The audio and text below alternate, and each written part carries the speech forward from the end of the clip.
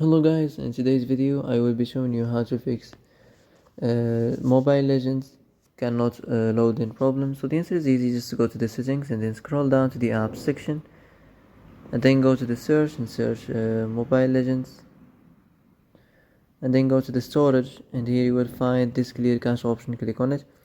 Now you can go check it if it worked, and if it didn't you can try to restart your phone or turn the Wi-Fi off and on, or the Bluetooth or the airplane mode. Also, you can try to clear data, but be careful. If you clear data, all these applications data will be deleted. This includes all files, the settings, the accounts, the databases, etc. So be careful if you want to clear your data. And that's it for today's video. I hope this is the answer you've been looking for. If you like this video, don't forget to like and subscribe, and see you in the next video. Thanks for watching.